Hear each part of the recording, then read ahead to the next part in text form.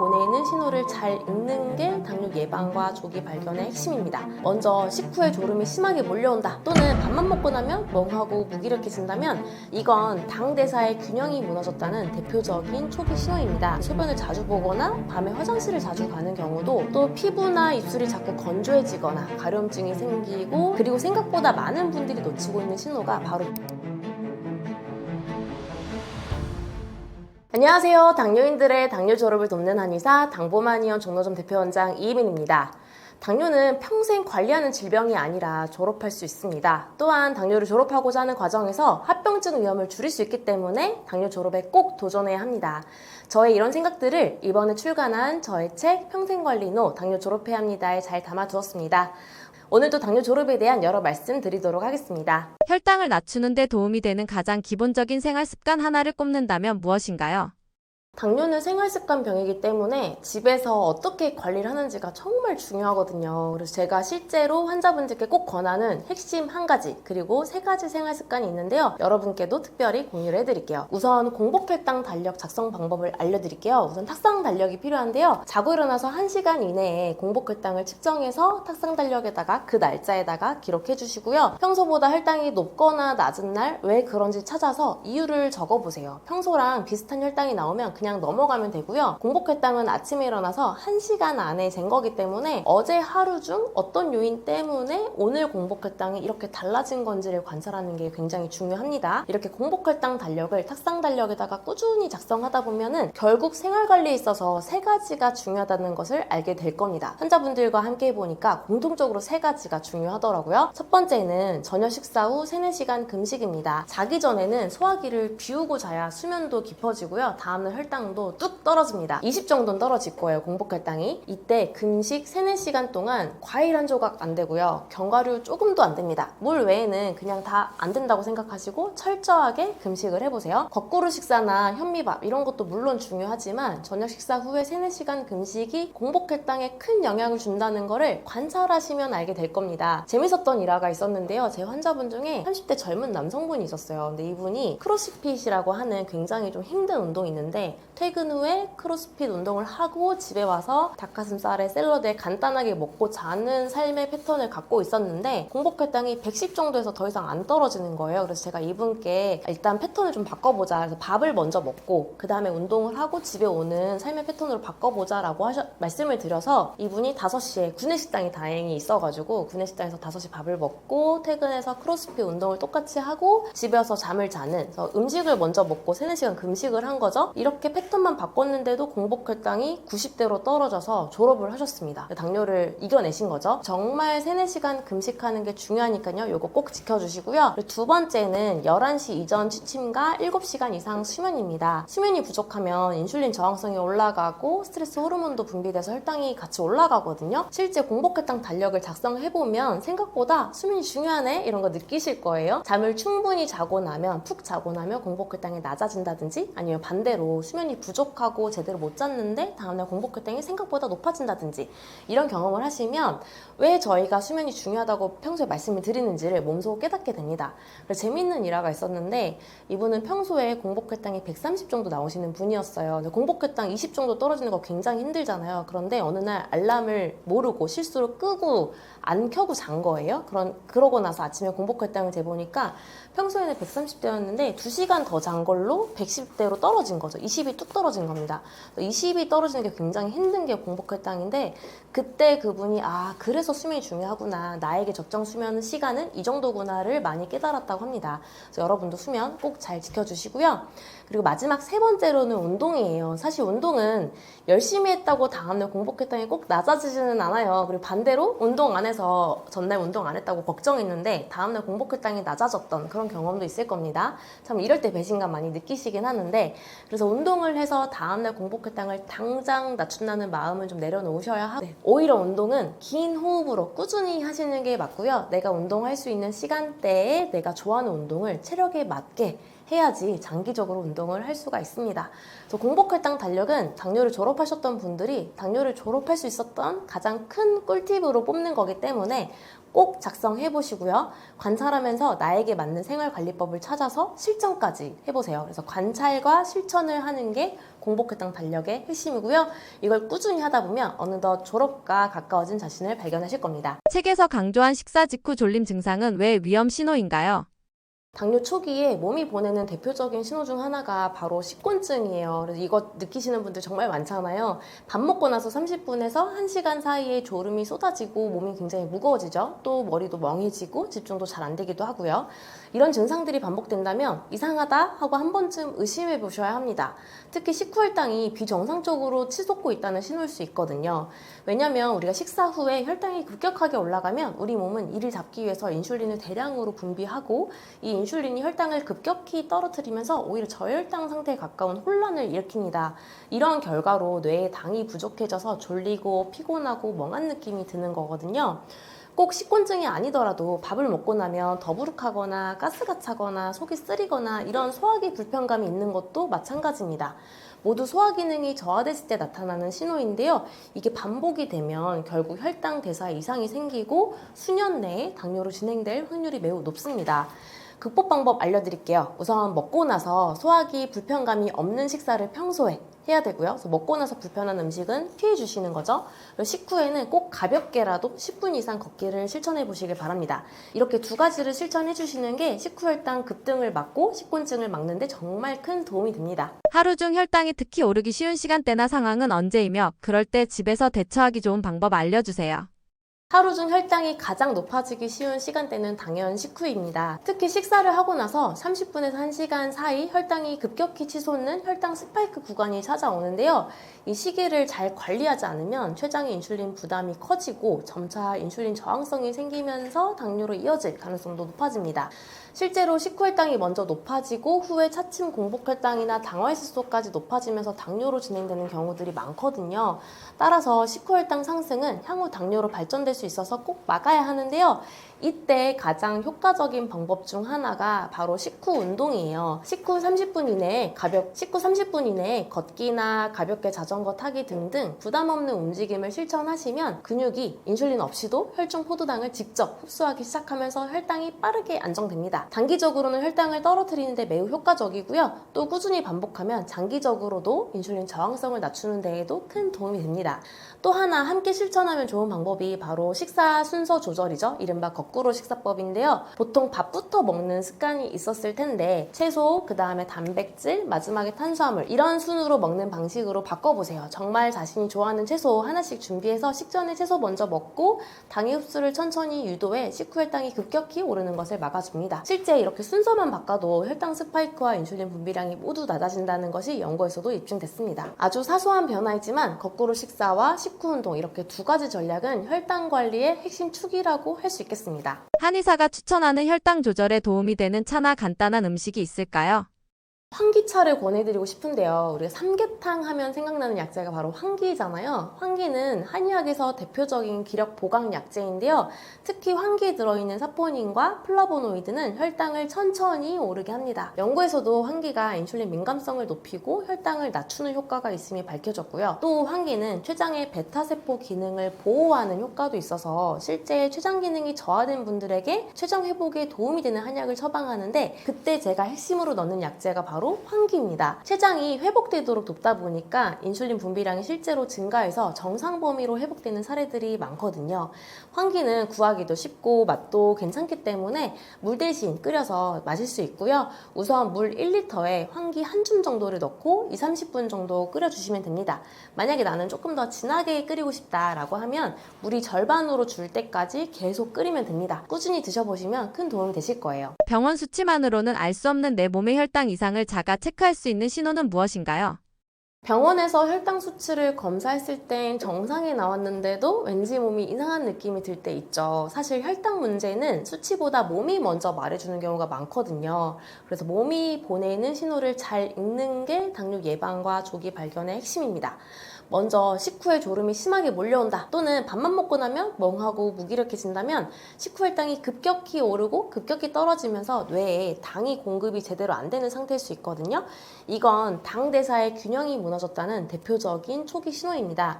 또 특별히 물을 많이 마신 것도 아닌데 소변을 자주 보거나 밤에 화장실을 자주 가는 경우도 의심해 볼 수 있어요. 혈당이 높으면 우리 몸이 포도당을 소변으로 내보내기 때문에 신장 쪽에서 과도하게 수분을 끌어쓰게 되고, 그 결과 탈수 증상과 함께 잦은 갈증, 입마름이 동반되기도 하거든요.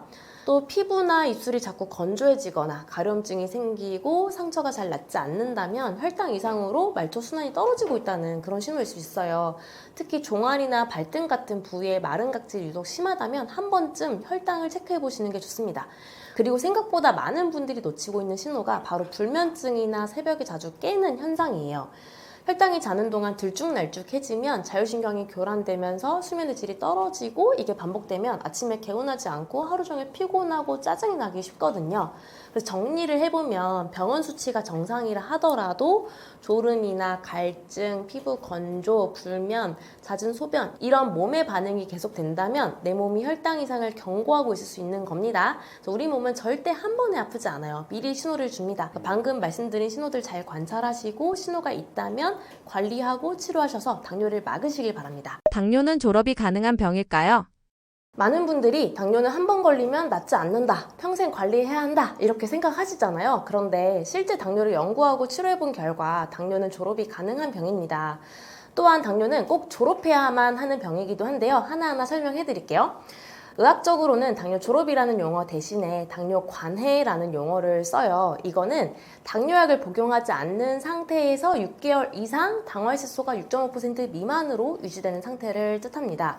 최근 5년 동안 전 세계적으로 당뇨 관해를 연구한 논문만 1,300편이 넘더라고요. 그 중에 가장 대표적인 연구들인 다이렉트 연구나 룩 어헤드 연구 등 여러 논문들을 살펴보면 생활습관 개선과 체중 감량을 통해 당뇨 관해가 가능하다는 결과가 밝혀졌습니다. 또한 실제 임상에서도 고령임에도 불구하고, 그리고 또는 당뇨가 오래됐음에도 불구하고 당뇨를 졸업하겠다는 의지를 가지고 당뇨를 치료한 결과 당뇨약을 끊고 당뇨를 졸업한 분들이 정말 많았고요. 당뇨 초기이거나 비교적 젊은 분들이라면 당뇨 졸업이 훨씬 더 빠른 편입니다. 당뇨 졸업을 위해 10% 체중 감량이 중요한 이유는 무엇이며, 이를 안전하게 실현하기 위한 식사 습관이나 운동법이 있다면 어떤 것이 있을까요?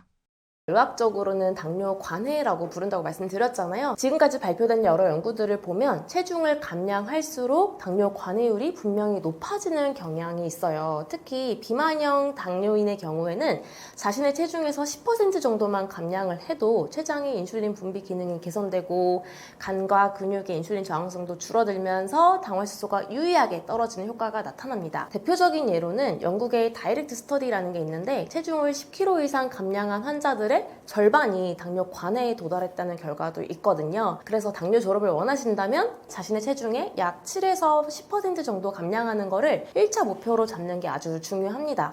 그런데 이걸 실천하려면 또 체질도 고려하긴 해야 돼요. 특히 기어 체질, 즉 우리가 얘기할 때 체력이 약하고 소화기능도 약한 그런 마른 당뇨인들이 있잖아요.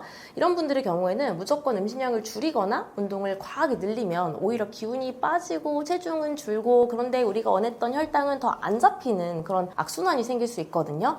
그래서 안전하게 감량하면서도 몸을 상하지 않게 해야 하는 게 가장 중요합니다. 그러기 위해서 첫 번째 추천드리는 거는 저녁 식사 후 3, 4시간 철저한 공복 유지입니다. 같은 음식을 먹더라도 저녁 시간에 인슐린 민감도가 낮아서 혈당이 가장 더 높게 오르고 지방으로 더 쉽게 전환되기 때문에 저녁 시간에는 적절한 식사량을 지키고 자기 전에 최소 3, 4시간 아무것도 먹지 않는 습관만 잘 들여도 몸이 자연스럽게 지방을 연소하게 됩니다. 이건 체력 소모 없이 실천 가능하면서도 수면의 질 개선도 되고 공복혈당도 안정되고 체지방도 감소되는 모두 효과적인 그런 방법이거든요. 단 주의할 게 공복 시간 동안에는 견과류 한 줌, 과일 한 조각 다 안 됩니다. 금지입니다. 물 외에는 아무것도 섭취하지 않는 완전 금식이어야 효과가 나타나기 때문에 금식해주는 거 꼭 지켜주시고요. 두 번째는 계단 오르기예요. 짧은 시간 안에 많은 칼로리를 태울 수 있는 고강도 운동이면서도 근육의 근육이랑 심폐지구력, 지방연소 모두에 효과적인 전신 운동입니다. 예를 들어 체중 70kg인 사람이 10분간 계단을 오르면 100kcal 이상을 소모할 수 있다고 하고요. 걷기보다 두세 배 더 효율적인 에너지 소비가 가능하다고 하죠. 특히 계단을 오르면 자연스럽게 복식 호흡이 유도가 되는데 이건 단순히 호흡뿐만 아니라 산소 공급량도 늘리고 지방 연소를 촉진하고 스트레스 호르몬도 낮춰주는 역할을 합니다. 그래서 기어 체질이라도 짧게 낮은 층부터 시작을 해서 좀 무리 없이 반복하다 보면 체력은 유지를 하면서도 지방은 충분히 줄일 수 있을 거예요. 또 연구에 따르면 계단 오르기를 하루에 3에서 5분 정도 좀 나눠서 자주 하는 것만으로도 체지방률, BMI, 허리 둘레를 낮추는데 분명한 누적 효과가 나타났는데요. 오늘부터 엘리베이터 대신 계단이라는 원칙만 잘 지켜도 체중 감량에 큰 도움이 될 수 있을 거고요. 이를 통해 당뇨 졸업도 이룰 수 있을 겁니다. 당뇨를 뿌리 뽑기 위해 가장 먼저 점검해야 할 몸의 신호는 무엇인가요?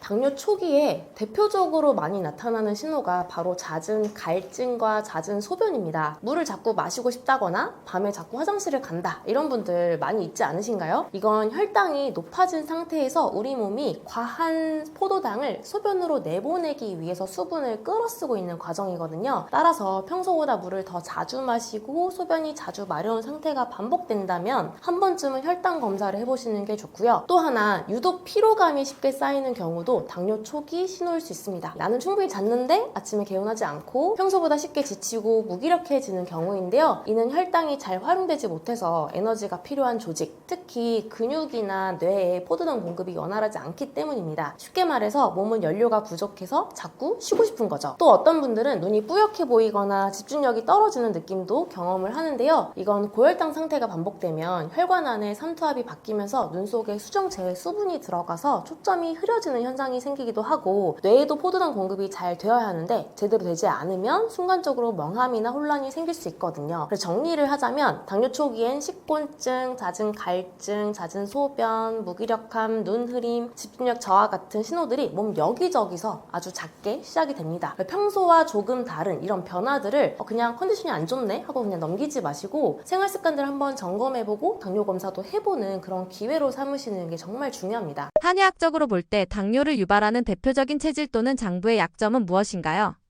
혈당 조절과 가장 관련 있는 장기가 바로 간, 심장, 소화기 이렇게 세 가지인데요. 우선 간은 포도당을 직접 저장했다가 방출하기 때문에 혈당을 조절해주는 대표 장기입니다. 그리고 소화기는 음식 대사에 관여를 하죠. 그래서 특히 식후 혈당과 관련이 깊고요. 심장이 조금 생소할 수 있는데 심장이 약하면 걱정이 많고 불안이 많은 편이라서 스트레스에 취약해지고 수면이 불량해지기 쉬워서 혈당이 잘 안 잡힙니다. 그래서 한의학적으로 당뇨 치료를 할 때는 우선 세 가지 장기 중에 어떤 장기에 문제가 있는지를 찾는데요. 실제 임상에서는 안타깝게도 한 가지 문제만 있는 게 아니라 복합적인 경우가 많긴 합니다. 이렇게 세 가지 장기 중에 기능이 저하된 장기를 찾아서 해결해주는 게 한의학적 당뇨 치료의 노하우라고 볼 수 있는데요. 어떤 장기에 문제가 있는지 여러분 스스로 체크할 수 있는 방법을 좀 알려드릴게요. 만약 간 때문에 당뇨가 왔다 그러면 간 기능 저하로 인한 여러 증상들이 함께 있을 수 있습니다. 예를 들면 눈이 쉽게 충혈된다든지 손톱이 거칠어지고 세로줄이 생긴다든지 아니면 아시안 플러시라고 해서 술 한 잔만 마셔도 얼굴이 확 빨개지는 게 있거든요. 그런 증상이 있다든지 아니면 다리에 종아리에 쥐가 난다든지 하는 이런 증상이 간 기능 저하임을 보여주거든요. 또 심장 기능 약한 분들은 평소에 걱정이 많고 불안한 편입니다. 작은 일에도 가슴이 두근대거나 잘 못 자는 경향이 있어요. 스트레스에 취약하고 그러다 보니까 수면에도 영향을 주는 거죠. 마지막으로 소화 기능이 좋지 않으면 밥을 먹고 나서 가스가 차거나 더부룩하거나 속이 쓰리거나 특히 점심 먹고 식곤증이 있거나 이런 증상이 있습니다. 문제는 소화 기능이 별로 좋지 않은데 우리 현미 좋다고 현미가 혈당 지수가 낮잖아요. 그래서 무작정 현미만 100% 넣어가지고 밥을 지어 먹는 분들 꽤 많거든요. 기억에 남는 분이 있는데 최근에 소화 기능이 약한 분이 오셨어요. 그런데 이분도 현미밥 100%를 드시길래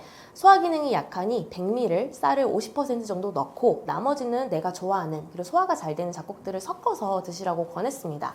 그랬더니 혈당 스파이크도 완화되고 식후혈당도 20 정도 떨어진다고 하셨어요. 체중도 원하는 만큼 좀 늘어나고요.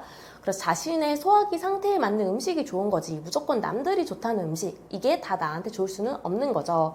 그래서 세 가지 장기가 당뇨와 관련이 깊기 때문에 음식, 운동 관리는 기본적으로 하면서 어떤 장기 기능이 약해져서 혈당이 안 잡히는지 관찰하시고 그 부분을 관리하고 집중해서 치료한다면 당뇨 졸업에 한 걸음 더 가까워질 수 있을 겁니다. 당뇨를 뿌리 뽑기 위해 가장 강조하고 싶은 습관 하나만 꼽는다면 어떤 것이 있을까요? 가장 권해드리고 싶은 거, 맨발 걷기를 권해드리고 싶은데요. 맨발 걷기는 단순히 유행이 아니라 과학적으로도 당뇨에 도움이 되는 진짜 아주 좋은 운동입니다. 크게 두 가지 장점이 있어요. 첫째는 혈액의 흐름을 개선하고 점도를 낮춰줍니다. 맨발 걷기를 하면 땀과 접지가 되거든요. 실제로 땀과의 접지 상태를 만들어서 실험한 결과 혈액의 흐름이 빨라지고 제타전이라고 하는 혈액 점성 지표가 있는데 이게 개선되면서 혈관이 막힐 확률이 줄어든다는 결과가 있었습니다. 당뇨가 있으면 혈관에 포도당이 많이 돌아다니기 때문에 혈액의 점성도 높아지거든요. 그런데 맨발 걷기를 하면 이런 혈액의 흐름이 좋아지는 거죠. 그러다 보니까 우리 모세혈관이 건강해져서 당뇨합병증 예방에도 도움이 됩니다. 당뇨합병증이라고 하면 망막병증, 심장질환, 그리고 말초신경병증 이렇게 세 가지가 떠오르잖아요. 이 세 가지 모두 미세혈관 합병증이라고 합니다. 세 가지 모두 모세혈관 손상과 관련이 있는데요. 맨발 걷기를 통해서 혈관벽은 튼튼해지고 혈액은 맑아지면 그리고 특히 점성이 낮아지면 합병증 예방에도 큰 도움이 됩니다. 그리고 두 번째는 당뇨뿐만 아니라 몸 전체적으로 회복되는 데 도움을 줍니다. 실제 맨발 걷기를 하는 분들이 공통적으로 얘기하시는 게 맨발 걷기 후에 잠을 잘 자요, 소화가 잘 돼요, 하체가 튼튼해졌어요, 마음이 편해졌어요, 스트레스가 줄어요 이런 얘기 해주시거든요. 저도 많이 느끼고요. 이렇게 몸이 전체적으로 회복이 되면 당연히 혈당도 안정될 수밖에 없습니다. 맨발 걷기를 잘 할 수 있는 실천 팁도 알려드릴게요. 맨발 걷기는 꼭 자연에서 하는 것이 가장 효과적입니다. 흙길, 잔디, 모래사장 등이 가장 이상적이고요. 사실 요즘은 지자체나 공원에서 안전하게 조성된 맨발 걷기 길이 많이 생겼잖아요. 그래서 처음 하실 땐 너무 무리하지 마시고 5분에서 10분 정도부터 시작해도 되니까 점차 늘려가시고요. 전방 주시하면서 앞에 보면서 천천히 걷는 것이 중요합니다. 이런 조성된 길에서 하시면 되겠고 당뇨로 감각이 없는 분들은 발바닥 상태를 매일 체크하시고 상처가 없는지 확인하시는 것도 꼭 잊지 마시길 바랍니다. 하루에 단 10분이라도 좋으니까요. 맨발로 걷기 시작해보시고요. 몸이 달라지고 마음이 편해지고 그 변화 속에서 혈당이 자연스럽게 내려가는 것을 경험하실 수 있을 겁니다.